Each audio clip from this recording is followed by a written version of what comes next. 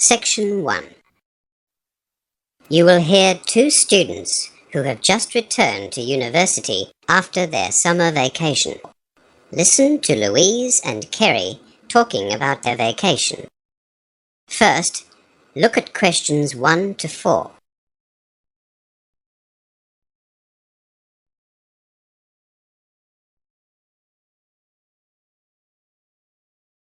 You will see that there is an example already done for you. For this question only, the conversation relating to the example will be played first. Hi, Louise. How was your summer vacation? Oh, fantastic. I only got back from Europe yesterday. Wow, that sounds exciting. Yes, it was. How was your holiday? Pretty quiet compared with yours. I just stayed around Cambridge. Louise said that she had just got back from Europe yesterday, so the correct answer is Europe. Now we shall begin. You should answer the questions as you listen, because you will not hear the recording a second time. Now listen carefully and answer questions 1 to 4. Hi, Louise. How was your summer vacation? Oh, fantastic. I only got back from Europe yesterday. Wow, that sounds exciting. Yes, it was. How was your holiday? Pretty quiet compared with yours. I just stayed around Cambridge, but we're planning to go to Europe at the end of next term. Oh, you'll have a great time. I really recommend it. How are you going to get around? Well, we've thought about renting a car. Flying is far too expensive. What did you do? We bought Eurail tickets and travelled around Europe by train. Was it expensive? No, not really. It cost us £203 for a Eurail Pass youth ticket. I've heard of Eurail. What did that include? Well, you get unlimited train travel in and between 17 European countries. It lasted for a month. Gee, for £203. That sounds reasonable. Did you visit all of the 17 places? Yes, all except for Ireland. We couldn't really understand why Ireland was included on the pass, but England wasn't. Yes, that seems a bit strange. Did it include the trip from London to Paris in the Channel Tunnel? No, unfortunately we had to pay extra for that train. But we did get a discounted fare because we're students. Were there any other restrictions on the tickets? Well, if you want to pay more or less money, you can choose another plan. There are 15 and 21-day plans, or 2 and 3 month plans. The only restriction for the youth ticket is that you have to be under 26. That suits my friends and me. None of us are 26 yet. We went to school together. Oh, you really have to do it. It's safe and easy and a great way to see the countryside. The weather was fantastic, and so were the people. It sounds great. Louise and Kerry go on to talk about travelling by train in Europe. As you listen to the rest of the conversation, answer questions 5 to 10. Before the conversation continues, read questions 5 to 10.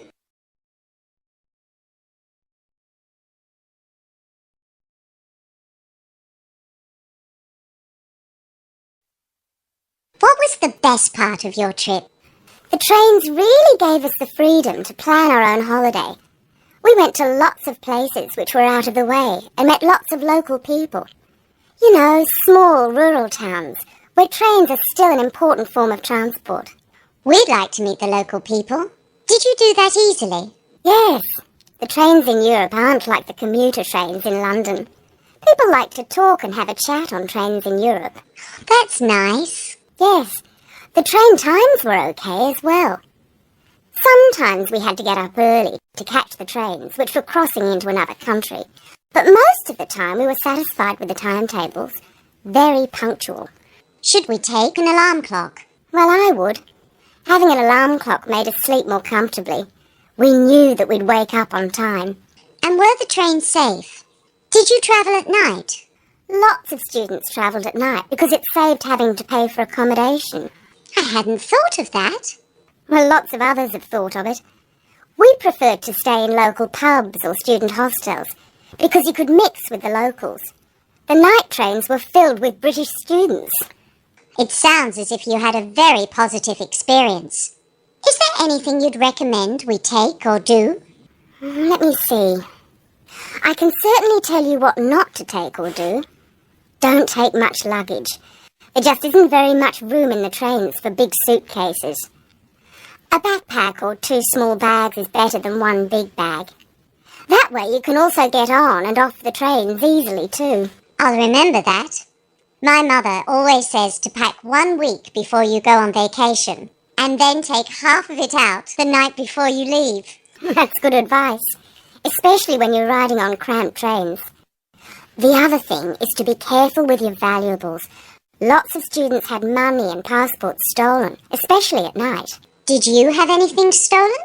No, but we met lots of people who did have things stolen. We all had money belts under our jackets. I'll have to buy one of those. Yes, you should. Or you can borrow mine if you like. Oh, thanks. That'd be good. The only other thing I'd advise you to do is to make sure you spend a reasonable amount of time in each country. We found that lots of students travelled too quickly, and they didn't have enough time to meet the locals and enjoy the food and the culture. How long do you think you need in each country? I can't say. It'll depend on who you meet and what you like to do. And, of course, the weather.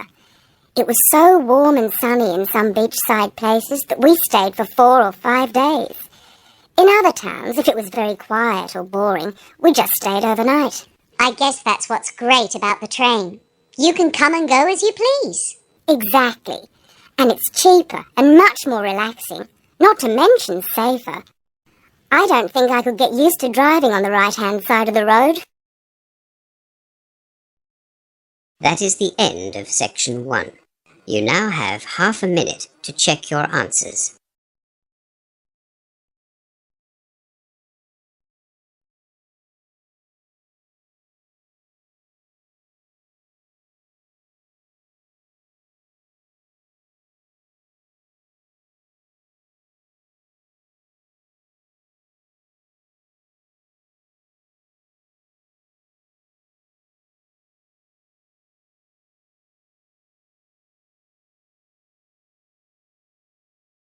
Now turn to section 2 of your listening question booklet.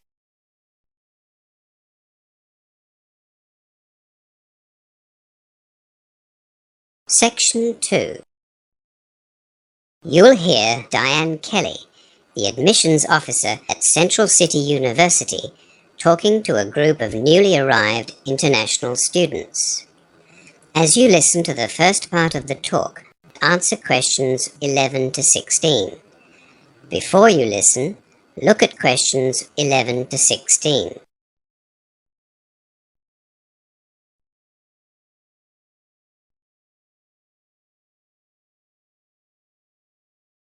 For those of you I haven't met, my name is Diane Kelly, the International Admissions Officer at Central University.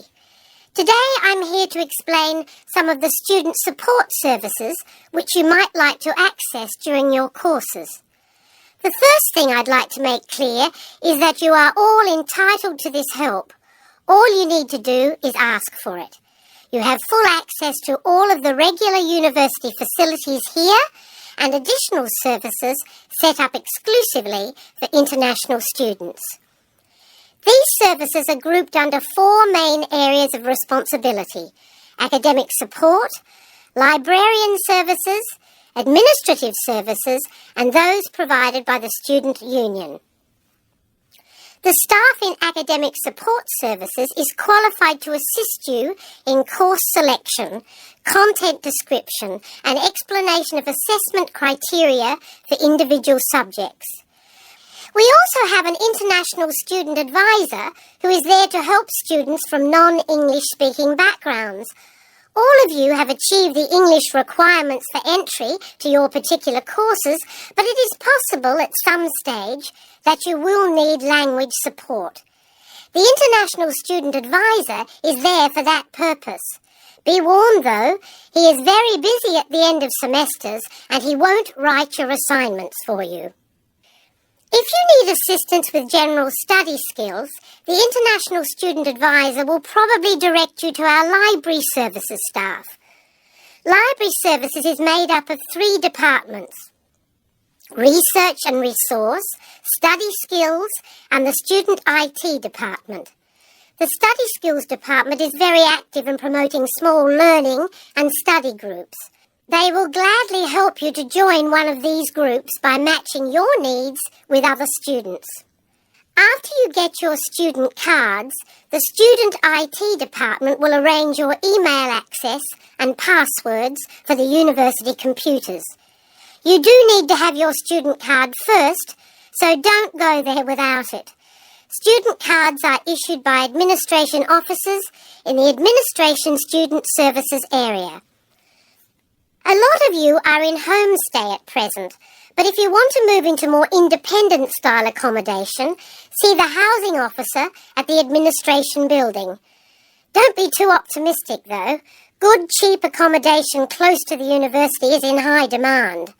It can be found, but we advise you to see the accommodation officer early. We also have a student employment officer, and of course the homestay officer whom you would have met already. The university bookshop, and most importantly our international department, is in the administration building, so make sure that you come and see us if you have any questions about your passports or visas. The student union is also very active and provides some great services. For example, if you have any personal or financial problems while you're here, the student union offers a student counselling service. You will need to make appointments to see a counsellor. If you feel that you're not being treated fairly by another student or lecturer or university staff member, you might like to access the Equal Opportunity Service offered by them. They also run various social and sporting clubs and activity programs which I'd encourage you to sign up for. Before the final part of the talk, look at questions 17 to 20.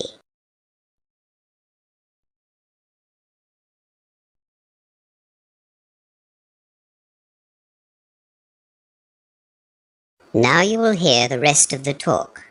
Answer questions 17 to 20. Obviously, you'll need to know where these services are. We're currently in the Grand Hall.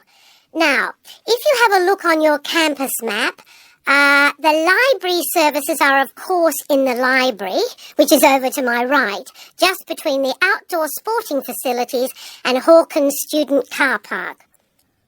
The Student Union building is also in that same direction, but it's in front of the car park. For those of you who will be travelling by bus, the university bus stop is just outside the library. The administration building is over to my left, between the International Centre and the post office. Most of you have been to visit us already. Even though the administration staff look after the bookshop, it's in the same building as the post office, just behind the student refectory. If you come to the administration building, we'll show you where it is anyway. All of the academic staff are found in their particular faculty buildings, which you'll get to know very well. The Career and International Student Advisors are in a small building behind the International Centre, in between the engineering and the arts block. It's really quite easy to find your way around the campus, and most staff and students are more than willing to give you directions. Now, we're just going to have a short break with some tea and biscuits at the back of the hall. So, if you'd like to stand up and come down... That is the end of section 2. You now have half a minute to check your answers.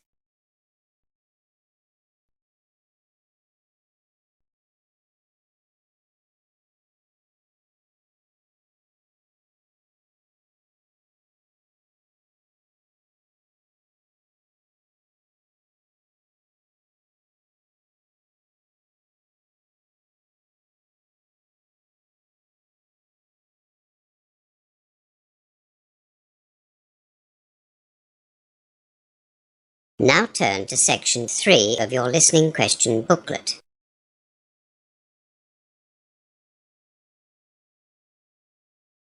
Section 3.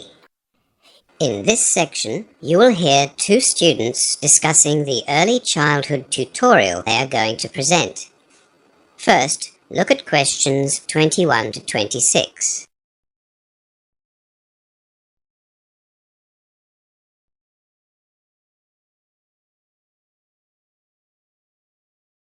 Now listen to the first part of the discussion and answer questions 21 to 26.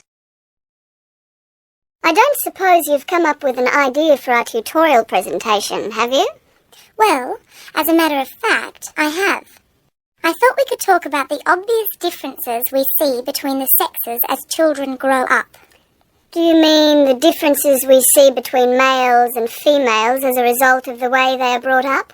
No, I mean the differences that exist from birth. That sounds like a lot of work, Rose. Not really. Do you remember in our first early childhood lecture, we were given a list of differences which were observed in male and female babies and toddlers in the UK? I wasn't here for the first 2 weeks of the semester, remember? I had problems getting my passport. Oh, that's right. Well, it was really fascinating. A group of behavioural scientists in England selected 100 children to observe over a very long period, 20 or 25 years. They were brought up in families who treated girls and boys in the same way, no special treatment for either of the sexes. They observed their play and their reactions to various situations. Set up little tests, I suppose. How old were the children? The first observations were carried out when the babies were only a few hours old. They concluded that girls were more sensitive to touch than boys at that early age.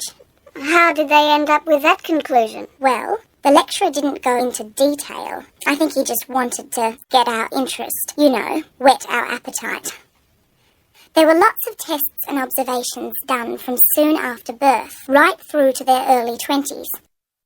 I thought we could investigate some of the case studies and then present the results in the tutorial. Well, that's a good idea, Rose. It'll be interesting, but it will also give us the chance to collect information for our end-of-term assignment as well. It'll also be a good opportunity to check out the resources available in the library. I haven't had the chance to spend much time there yet. Have you? The last 4 weeks have just been so busy. And of course, I had to catch up on the 2 weeks that I missed. I haven't had the chance either. I've heard that the library research staff are really willing to help out. Well, we can find out if that's true or not. We'll need to make an appointment to see them. Apparently they're in high demand. We only have 2 weeks to prepare for this tutorial, so I think we should definitely start as soon as we can. Let's see the tutor this afternoon and tell him about our plan. If he agrees, we can get started on our research. Okay, I'll go and see the tutor. You can make a booking at the library. Rose goes to the tutor's office to discuss the topic for their tutorial. Before listening to the rest of the conversation, look at questions 27 to 30.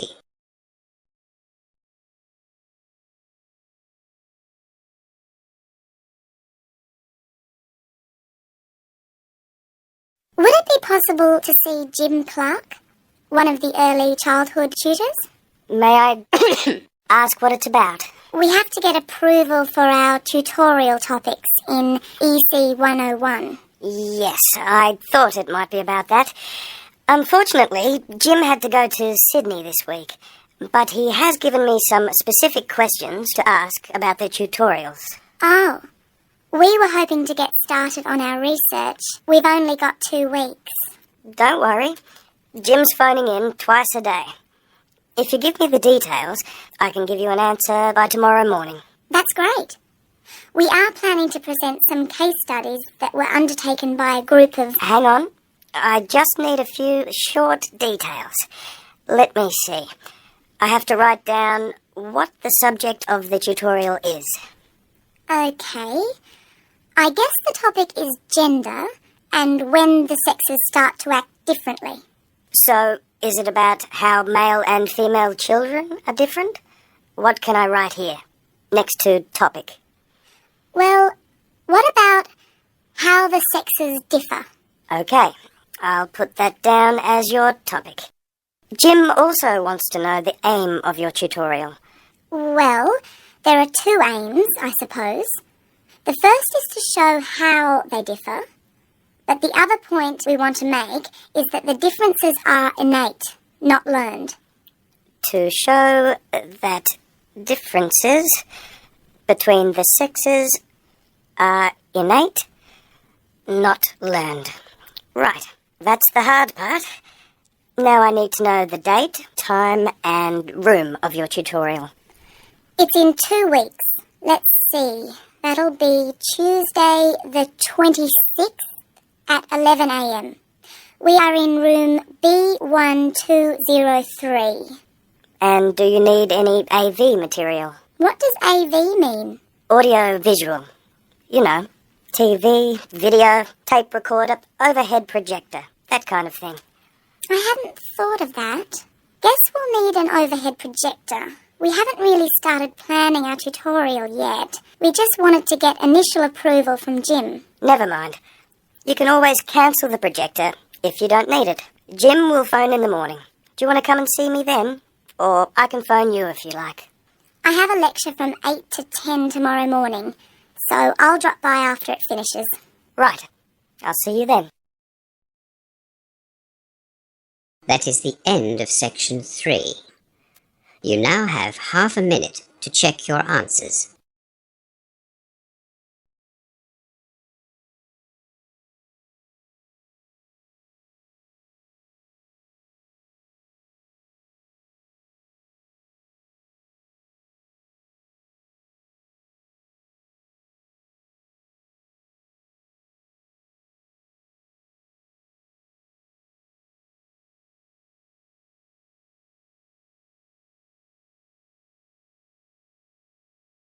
Now turn to section 4 of your listening question booklet.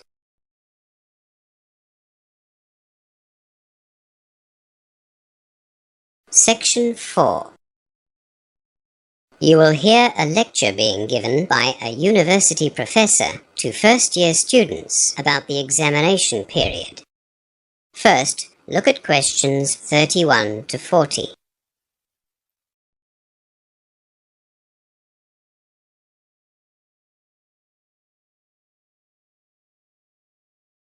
Now listen to the lecture and answer questions 31 to 40. Welcome to our examinations workshop. This is an annual event which we've found very helpful for first-year students like yourselves, and I hope that this year will be no exception. By now, you'll all have realized that studying at university is quite different to studying at school. Some of you might have been shocked at one time or another during the semester when you received results for your assignments that weren't as high as you'd expected. I trust that you've spoken to your lecturers and tutors and sorted out those issues. The truth is that the transition from school to university can be a difficult one. The academic standards are higher, and of course there is considerably less supervision at university, and it's incumbent on the students to follow their own study regime. My aim today, though, is to help you to learn how to cope with the impending exam period by giving you some practical strategies to take with you into the exam. We've all known students who have had a good understanding of the subject material, yet failed exams or performed well below expectations. Likewise, we've known students that have, to all intents and purposes, done very little work and passed with flying colours. Often, these results can be put down to one thing: stress or a lack of it. Don't underestimate the importance that stress plays in exam performance. With any exam, you should front up feeling confident, relaxed, and organised. Rightly or wrongly, exams, in effect, not only test your academic ability, they test your frame of mind and your ability to perform under pressure. Stress has to be managed on two fronts: the physiological and the psychological. We all recognize that stress affects us physically. I'm sure you've all experienced an increased pulse, or sweaty hands or underarms, or shortness of breath when placed in a stressful situation. Sleeplessness can also be a problem around exam time. The most effective way to manage these physiological reactions is through controlled breathing, which we'll practice later. By controlling or regulating your breathing, you'll find that you can put yourself rather effectively into a relaxed state. Psychologically, stress affects the way you think. For an exam, you need to think rationally, and this is why you need to be confident and organized before walking into the exam. Continuing to think rationally after you read an exam paper which you know nothing about is very hard to do. But if you are organized and you've put in the time needed to learn the subject material, you will have the self-control you need to think rationally. Stress can make you panic, the worst thing you can do in an exam. Look at the question calmly and rationally dissect the question. And let's face it, even if you haven't prepared well enough, you'll still need to think rationally in order to do your best under those very trying circumstances.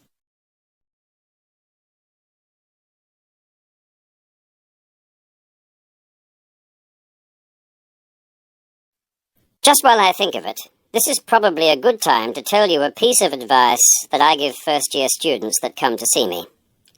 Don't rely on what other students tell you about the time they allocate to study. The reports we have had over the years have been ridiculously overestimated and underestimated.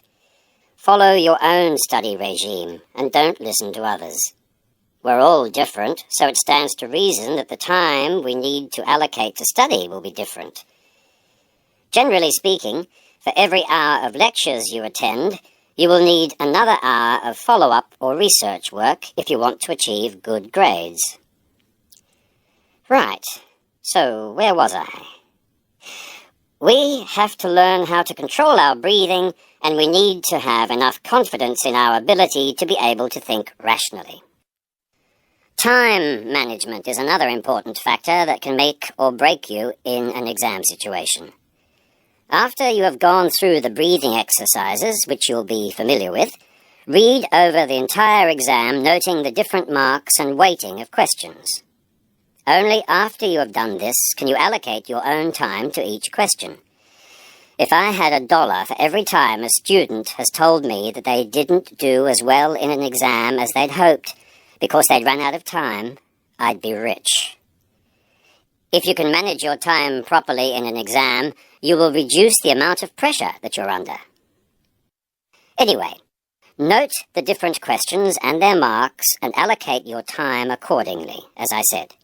Then, answer the questions that you know first. This serves to relax you further and gives you the confidence you might need to tackle the more difficult questions. However, don't spend too much time on the easy questions either. Always be mindful of the time restraint and the marks that are assigned to the question. In summary, to do well in an exam, you not only need the academic ability, you need to be in a relaxed state of mind with the ability to think clearly enough under pressure to allocate suitable time frames to questions. If you can equip yourself with these skills and train yourself to observe time management, exam success is almost guaranteed. We'll be holding a study skills workshop next week in the Language and Learning Centre to deal with ways in which you can study effectively for exams. You are all welcome, of course. Right, now, are you ready to learn some controlled breathing exercises? That is the end of section 4 and the end of the listening test.